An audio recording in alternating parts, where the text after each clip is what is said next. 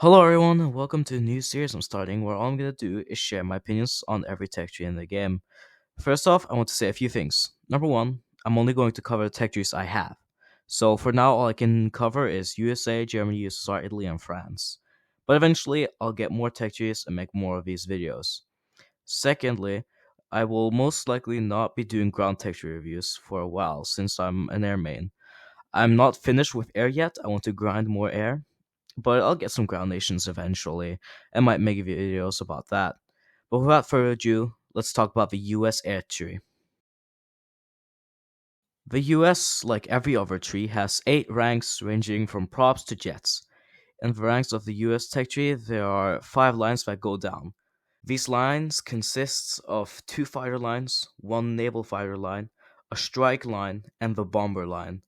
The fighter lines are where you find the interesting and more fun aircraft, while the strike and bomber lines have more boring or obscure and weird aircraft. In rank 1, we find pretty simple planes that are either biplanes that have 4 wings. That's the definition of a biplane. It's like the wings are like paper looking and they have like 4 wings.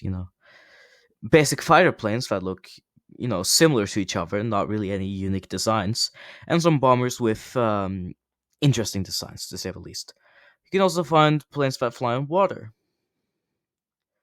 Rank 2, we find some interesting planes with more unique designs, but still pretty basic compared to later ranks. To start off, we have the first fighter line that gets some normal fighters, but we also have a P-38, which is not a fighter but an interceptor. The second fighter line gets some normal fighters, but it's also here that we see our first fighter Mustang. Very cool. In the naval fighter line, we don't find anything special, maybe besides the F4U, but other than that, nothing crazy. The strike line is kind of interesting because of the F-36, which is actually the lowest BR Mustang in the game. Of course, it's a strike variant of the Mustang, so it's not the best, but it has some cool guns. The bomber line for now, and for the next few ranks, is just gonna contain some bombers that are almost identical. I'll point out the bombers that I find notable or interesting. Next up, in rank 3, the planes are now starting to get more defined. The fighters look different from each other and the other lines, but the strike aircraft are a weird mix of fighter and bomber in this rank, like a love child between the two. But the first fighters in this rank isn't all that crazy, since it was around the time this rank that World War II started, and these planes were commonly used in that time. So they just had simple designs that were mass produced. Talking of which, Rank 4 is very short in the US tech tree, but it has some very fun and cool planes, such as the F-82, the P-51 variants, the F-8U, and the infamous B-29. In rank 5, we see our first jets. It is in this rank in every tech tree that we find the first jets, so just keep that in mind. If I say rank 5 or higher, it's always jets. If it's rank 4 or lower, it's always props, unless we change that in the future. Rank 5 just contains some early 1950s jets, maybe 1960s, that are clearly not that fantastic. But we found the first Saber variant, which is very cool. But remember that these two Sabers that we find only have the 12.7 machine gun and not the 20mm cannon that the rank 6 Saber gets. Speaking of rank 6, we find some more known planes like the Starfighters, the more Saber, the Demon, and the lower BR Harriers. Oh, and the A4E as well. It's in this rank that we start to see more missiles, not very good missiles, but still missiles nonetheless. Rank 7 is where things start to get exciting. We find a lot of famous planes from the US in rank 7, such as the F5, the F4, the A10. In rank 7, we see more advanced missiles that are actually useful and have some killing power compared to the bad rank 6 missiles. And finally, what we've all been waiting for, rank 8. It's here that we find the most advanced planes in the game, which counts for every tech tree. But in the US, we find 3 F-16s, 2 soon to be 3 F-15s, 3 F-14s, and the F-20, and a more advanced Harrier. Rank 8 is where we'll find most of the new jets coming to America in the next few updates, such as the F-15E that's coming out soon, and hopefully the F-18. The US is a very unique tech tree in the way that the line you go down eventually matters, and for every line, there's a somewhat different experience. There's a lot of different planes at the bottom of every line. The first fighter line ends up with the F-16, the second line ends up with the F-15s, the naval fighter lines ends up with the F-14s, and soon the F-18 hopefully, and so on. Only line without a rank it in the US tech tree is the bomber line, which ends up with the F-111F. But from what I've seen on the dev server for the Firebirds update, which is going to come soon hopefully, we'll get the F-15E under the F-111F. Since it's a ground strike F-15 variant, it wouldn't make sense for a ground strike variant to be under the fighter line, would it now? Something that's also important to mention is that the bomber line for the US is starting to shape out more like a second strike line. Mostly because in real life, bombers aren't produced anymore, really. Like the US is making multi-purpose planes or strike aircraft to bomb things, not specifically bombers, although they're still used. To get more detailed in top tier, I'm going to start with the F-16s, which is on the leftmost line of the tech tree. We'll go left to right, so starting with the F-16s and ending with the F-111F. The first two F-16s we find is the F-16A variant, which means that it's very light, very maneuverable, but there's also a reason that there's two and not one of them. In the US tech tree, the F-16A is the lighter variant of the two A's in the US, and it's made for air superiority, and can cast a bit as well. But the F-16ADF is only made for fighting aircraft and has no option of even bombing or using rockets, only air-to-air missiles. Further down the same line, we see the F-16C. This is a more advanced F-16 that can carry the AIM-9M Sidewinder and the M7M Sparrow. But what makes the F-16C extra special is that it's made for both air superiority and CAS. Oh, and it gets AMRAAMs, which inflates its BR all the way to top tier. Next up in the second fire line, we have two fighters, which are both the F-15. The first one being the F-15A, which is an earlier variant that can carry 9Ms, 7Ms, and a bunch of dumb bombs. Then there's the F-15C, which can carry the same stuff as the F-15A, but it also gets AMRAAMs, more CAS options, and it has a HMD, aka a helmet-mounted display, which allows it to lock on other targets with both the IR-guided missiles as well as its radar by just looking at them. Same thing for the F-16C. At the end of the naval fighter line, we see the F-14A and the F-14B. Finally, some change in the names. Kind of, you see it ends with A and B instead of A and C. Yeah, you get it. The F-14 has a pretty rough history in War Thunder, which I won't cover, but I'll simplify it. Just for you. The F-14 gets released in the Danger Zone update. It's the first rank get for USA, and it absolutely dominates everyone since no other plane is as good as the F-14. Then a while later, every nation gets something better than the F-14, besides the UK. And the F-14 is irrelevant, basically. But hey, you get the F-14B, which is slightly better than the F-14A. But of course, Gaijin has to give the cool Top Gun plane a buff, and Gaijin decides to make multipathing 40 meters lower than it was, for no reason. As well as a small buff to the F-14's Fox 3, the Phoenix, Gaijin later added the F-14 IRAF, which I'll talk about more later, but it's an event vehicle, which was a pretty dumb decision, but I'm not going to talk about that right now. Just know, at the moment, both F-14A variants are absolutely busted, especially the IRAF, and the F-14B is pretty good as well. Not the best since it's a little bit higher BR for no reason, but it's still pretty good. And in the strike line, I'll actually mention both a rank 7 and 8 plane, not just rank 8. In rank 7, for the strike line, we see the A-10C, as well as the A-7E, the A-7D, and the A-10A, but the main focus is the A-10C, which is a busted plane that Gaijin added for no reason, but under that is the AMRAAM Slinger, aka the AVAB+, which is just a Harrier with better missiles and a cooler airframe. Other than that, there's almost no difference from it and the 9-7 Harriers, besides the radar. And the bomber line ends with the F-111F, which is a rank 7 plane that's just a worse bomber than the F-111A, but a better striking fighter aircraft than the F-111A is. We will see that the F-15E is most likely going to end up as a rank 8 under the F-111F, which is actually going to give people a reason to go down that line, other than just the aardvark. And of course, the elephant in the room, the F-14A RAF. I already touched on it a bit, but to go more into detail, it's the F-14A, but it gets cooler missiles, slightly better cast, and I mean slightly better, and it was way, way easier to get than the F-14s in the tech tree.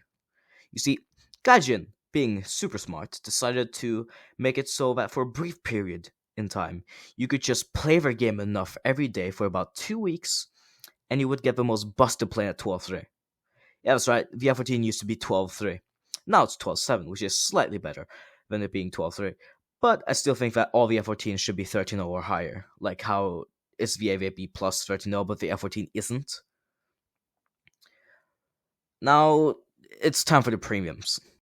In rank 6, we get our first pack premium, which means that you have to buy it with real life money directly instead of buying GE and then buying a plane with GE.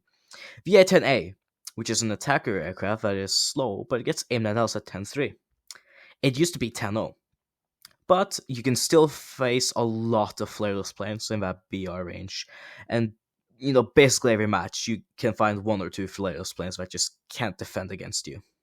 There's also another pack there called the Aviate-A, which I'm pretty sure isn't purchasable right now, but I have it, so that's cool. It's just the Aviate-C in the tech tree, but you don't get the radar, and you get 240 countermeasures, which I think is a fair trade. For rank 7 premiums, we have the F5C, an X rank 6 premium, the A6E, the new Aviate-B-NA, and of course the F4S. Let's start with the F5C since it used to be rank 6. The F5C is a fighter aircraft that should never be used to bomb, ever, at all, and it's a very good fighter that requires some skill since you have bad missiles, you have to use your flight performance and guns to win a fight. Next up, the A6E is just bad, so don't even think about buying it. The Aviate BNA is the same scenario as the A6E. The only difference between the two is the amount of countermeasures, the armament, the BR, the flight model. Yeah, that's basically it. I would recommend to not buy the A6C, the A10A, or the Aviate BNA, as they're a waste of money and shouldn't be bought. Just don't get them at all, even if you can. That leaves us with the last high tier premium, the F20. The F20 is just a diet F16. It's worse than the F16A, but at the same BR. I'm not gonna elaborate much, but just don't get the F20. It's not worth it unless you have a lot of money to waste and you really want the F20. Now, for that purpose, I wish the F20 was a tech tree vehicle and not a premium. Because, a lot of people want to actually play it, but nobody wants to pay for it. But now we have the F5C and F4S that I haven't told you much about. When you want to grind the US tech tree with a premium, you're kind of forced to pick between the F5C and F4S. It's like Pepsi versus Cola. Which do you want to use? Of course, if you want to waste money like I did, you can get both.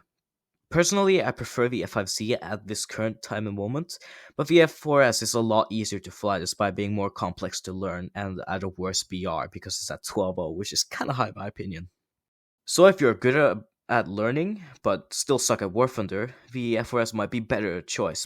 Of course, I'm not telling you that you have to buy one of these, but if you want to reach top tier in a reasonable amount of time and not have a premium that sucks, then I'd probably tell you to first get to rank 4 playing normally, learn the game, and then get either the F5C or F4S. It's hard to give a definitive answer to which you should get, but just don't get anything other than the F5C or F4S. It's just not worth it. Now I wanted to talk about the overall worth of the US tech tree. And my opinion about it is that the US air tree is a very diverse and large tech tree. The largest one, in fact, but it's also the most beginner friendly, offering some all around decent props and premiums. Where the US tree shines is in ground. Just kidding. Ground is kinda mid right now for the US, but for real, where it shines is in top tier. It's in top tier or high tier, the US where we find the most busted planes in the game. Like the F-16A and C, the F-15C, both F-14A variants, the A-10C, and soon the F-15E. I'm sure Gaijin are gonna make the F-15E busted in some way. In my opinion, the US tree is just boring, especially due to the size, but it's 100% worth to get the US, and I'd rate it a solid 8 out of 10, because the US tree is very good, but not perfect. In fact, none of the tech trees are 10 out of 10, because they all lack something. In the US's case, it's the fact that it's very large, the premiums are not fun, in my opinion, and top tier is not fun since Gaijin's always caters to the US mains. They complain so much that Gaijin just has to give in and buff the US at all times. and they always give US the best stuff. For the US, I'd say that its positives outweigh the negatives. It's somewhat fun at times, but it's an absolute blast playing US with friends, especially in props. And as previously mentioned, the US is always in the top 3 best nations in game, especially now that we are getting better and better planes like the F-15E, soon the F-18, and so on. The negatives for the US for me is that it's too long. Of course, I'm not a fan of nations that are too short either, like Sweden, Israel, and China, but I don't like how long the US is either. Luckily for me, I granted the US as my first nation, therefore having the most motivation to finish it, because if the US was not my first or second nation, I wouldn't grant as much as I have. And there you have it. That's my review on the US air tree. And obviously, there's more to talk about, like inconsistencies, overperformance, underperformance, blah blah blah. But I don't want to go through an entire iceberg when talking about tech trees. It's just supposed to be somewhat simple guides to the trees in game, not a complicated tutorial on how to fly everything. Talking a bit about the series I'm planning to do, which is just going to be what you just watched, but of course I'm going to do the other nation, so it's not going to be exactly the same. But if you have a specific nation you want me to talk about, then just comment down below. I would do the nations left to right, so next video I would do Germany. But if you want me to do something else, then say so in the comment section down below. And of course, as every YouTuber does, I'm gonna take a few seconds to tell you that I would much appreciate any support you can care to give. It can be a like, comment, share, or sub. It just depends if you want to help me out or not. I'm totally not trying to gaslight you. But with everything out of the way, it's time to end the video. I hope you enjoyed, and I hope you have a great Halloween, because yeah, that's coming up soon, and I must say Halloween just gets better every year. But anyway, with everything finally out of the way, have a good day or night, and I'll see you in the next video. Peace.